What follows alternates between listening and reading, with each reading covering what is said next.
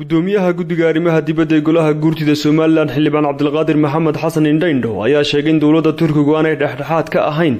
wadahadallada Soomaaliland iyo Soomaaliya oo ay marti gelin jireen waxaanu xusay in heshiisyadii ay labada dhinac ku gaadheen Turkiga aanay ka soo bixin qodobo min dhala horta Turkiga markii hore bilaash baynu tagnay waxa weeyaan inaanu dhaxayn waa la ogaa wax badan ku tiigaali maayo laakiin meel si dhexdhexaad loo oran karo way sii tahay ma ahayn madaxweynahana waan ku amaanaynaa Turkiga uu ka tagay waan arkay ra'iisul safiirkoodii shalay oo qaylinaya oo waxa la iga reebay farmaajo wada hadaladii u baaqan maayaan Turki iyo cid aan dhaxayn iyo cid dambe aan dhexdhexaad ahayn waxaan raacaynaa halka dhexdhexaadka ah ee amni Switzerland ha haato ama ciddii kale ee madaxweynuhu uu garto ayaan raacaynaa laakiin waxaan dhaxahay wax inuu garba sii qaadan maayn sababahana waxa keenay midhadhal bay noqon waayeen heshiis kasta oo Turkigu lagu galo way jabinayaan halkii uu oran lahaa wuxuu goobjooga ka ahaa war waa qaldantii Soomaalida weynay waxay noqotay inuu mid walba ka aamuso marka anigu taa madaxweynuhu ka guurayna waan ku taageersanahay tan u dhexdhexaad moodayna waan u guuraynaa weli waxba laga sheegi karo marka siyaasaan Turku dhexdhexaad uga ahayno in laga tagaayahay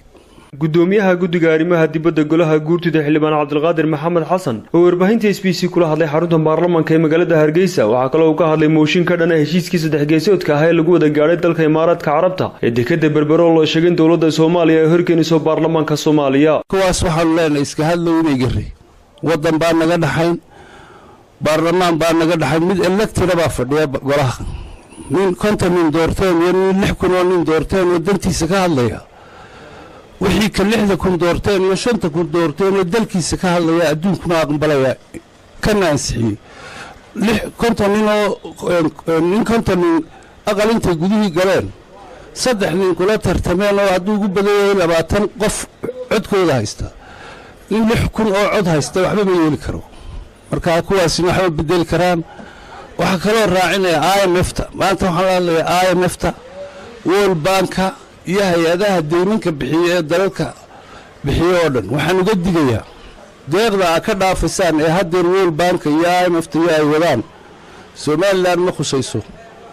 deynka laga dhaafay iyaga lagu lahaa annaga wax alaaliyo waxna galay baan jirin waxna lagu lahaa ma jirto ka imika la siinayna ma qabno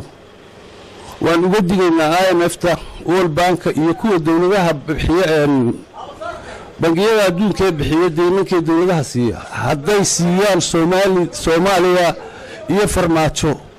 isagay gaar u tahay annaga waxba naguma laha waxa laga dhaafayaa qabin